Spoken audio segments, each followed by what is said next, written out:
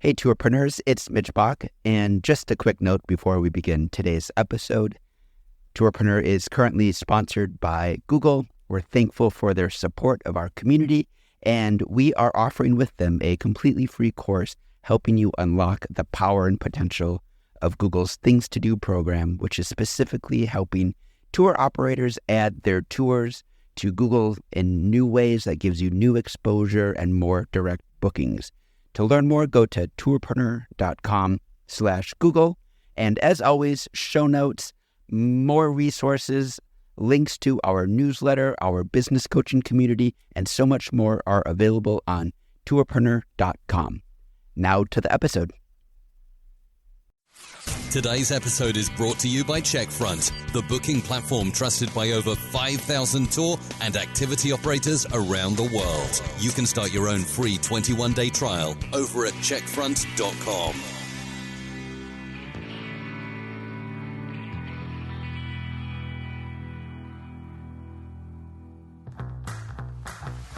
Welcome to the Tourpreneur Podcast. Travel industry veteran Shane Whaley will take you on a journey with fellow tourpreneurs, sharing their tips, ideas, insights, and success stories to inspire you to make your tour business the best it can be. And now, please welcome your host, Shane. Welcome to Tourpreneur at Arrival, presented by Checkfront. We are joined by Matthew Newton, a man who has many hats in our space. Welcome to Tourpreneur. Thank you. First of all, I want to thank you for running an excellent Facebook group that I urge all of our listeners to join up to. How long has that Facebook group been going? It started about 4 years ago. Kelsey and I together. Yeah. It's grown to about 11,000 operators. Yeah. As you can imagine, there's a lot of people who come in there trying to sell stuff. So we're up to about 2,000 people been banned, actually, from the group. Yeah.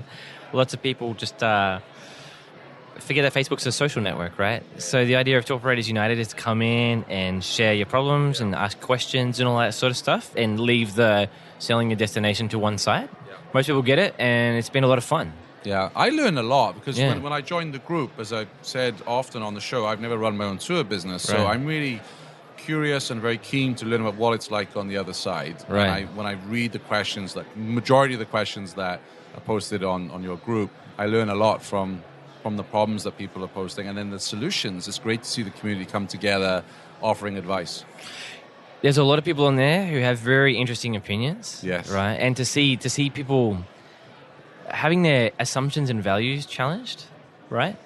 So you would have seen the other day on the group, some guy came in complaining about OTAs. I saw that. And you handled that very well. And the greediness of OTAs and stuff like that, and having the perspective, like multiple different perspectives on this industry, I'm just like, I disagree, right? Yeah. And so he had a lot of fire come back his way, and I think it opened his eyes as to, sometimes we fall into lazy assumptions, right? We forget that everyone's trying to make a go of this industry. Pretty much everyone is passionate about the industry, and they really care.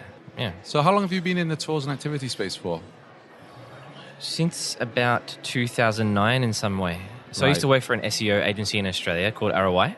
And they're a generalist agency, but they put me in the tours and hospitality section. And that's how I learned about marketing. And I just noticed there were some really specific things that people were doing right and people were doing poorly. One thing that's amazing that I didn't anticipate about working at a marketing agency is that you have access to... So I was managing 60 accounts at one time, right? Wow. So I was like thoroughly overloaded. Yeah. But I had access to 60 analytics accounts, that means, right? It was like being inside the Matrix. Can you imagine having...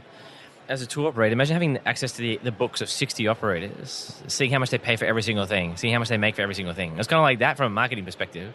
So I learned very quickly like what makes a website effective, for example, what SEO tactics work and don't work and all that sort of stuff.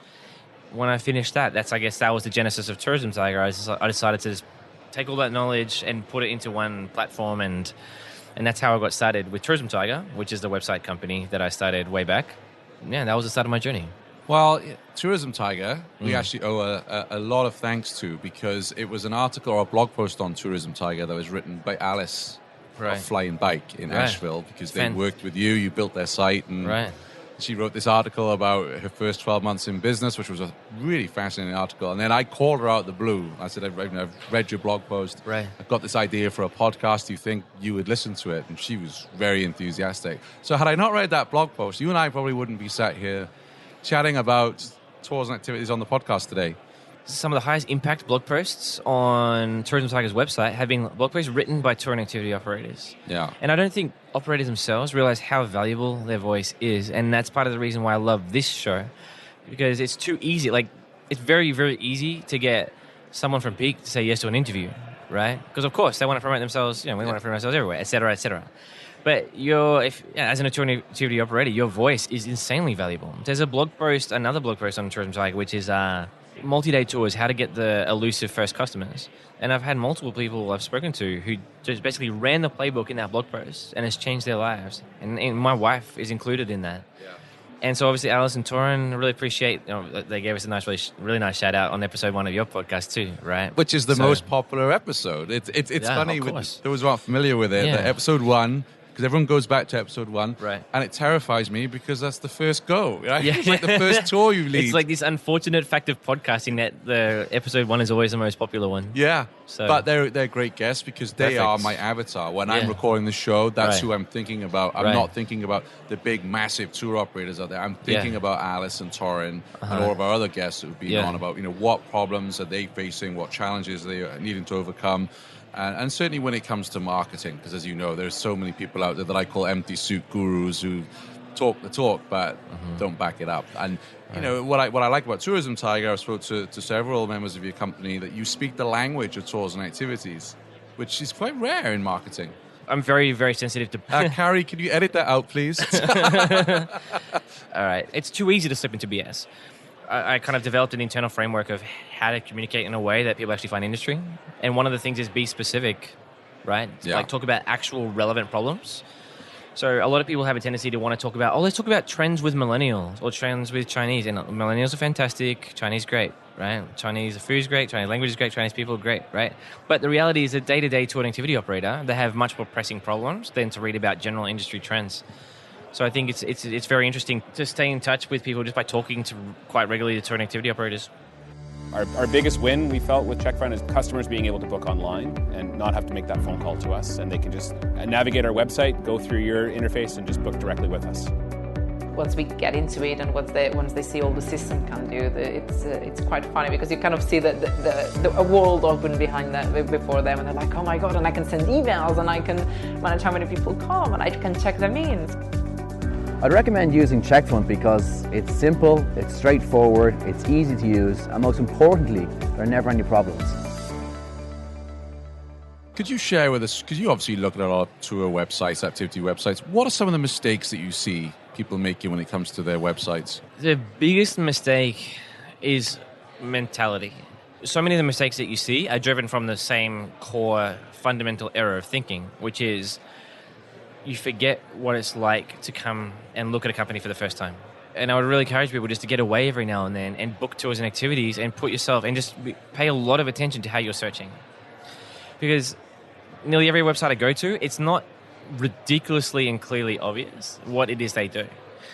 So if I go to a tour and activity description page, I should be able to understand everything that's included and have all of my objections overcome without reading any words on your page, just by looking at your photos.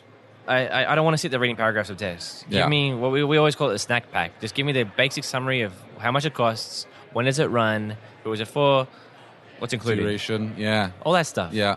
I always say to people, imagine if you went to search for airfares on Expedia.com, right? And you search, and the first thing that comes up is they tell you what the check-in process is going to be like. And they start telling you about the food. And you're like, guy, I don't care about that stuff at this moment. I'm actually just looking for prices. Thank you very much. It's weird. Like, we understand that fundamentally when it comes to booking an airfare. Booking tours and activities is very similar as well. Like, people have basic filters they need to get through before they're even willing to invest time into learning about your company. What's the best piece of business advice anyone's ever given you? The best business concept that I've learned has come from an entrepreneur called Dan Norris, who he's written a ton of books. But Josh Oakes is actually someone who's communicated this in a really great way for the tour and activity space. And that is, he learned that business got easy when he finally created a product that was difficult to compare with others, if that makes sense. So he says, like, if you have a product where it's easy to, like, compare apples with apples, you've already lost the game. And with my wife's tour company, she's seen that, right? She's put out tours where you can actually Google and compare it to other companies and then be like, oh, why is this one $260 a day, right? But the ones that have succeeded off the charts for her are the ones where you have no hope of finding another experience like that. Like that, yeah. Yeah, it's the Absolutely. only one. And as soon as you start being sort of, it's the purple cow strategy from Seth Godin. It's one of the fundamental principles of successful business is the question of value proposition and whether you have something that generally does stand out. And the way you can answer that question, like when you have something that stands out, not because you think it does, when the market responds. Yeah. When marketing suddenly starts feeling really easy, that's when you know. Yeah. Brilliant. Well, our time is up, but I feel I can speak to you for a lot longer, so I'd love to come back on the show. Right. We need to do the full hour with you. Yeah, it'd be great. Fantastic. Yeah. So just for people who aren't familiar, your Facebook group is called Tour Operators United. And I will add a link to that in the show notes. That'd be amazing. We can get people. And I really urge everyone who listens to Tourpreneur to sign up to the Facebook group. A Absolutely. lot of value on there. Just don't spam your tours and attractions and destinations, right? Because Matthew will be after you. Yeah. Thank you. Thank you very much. Cheers.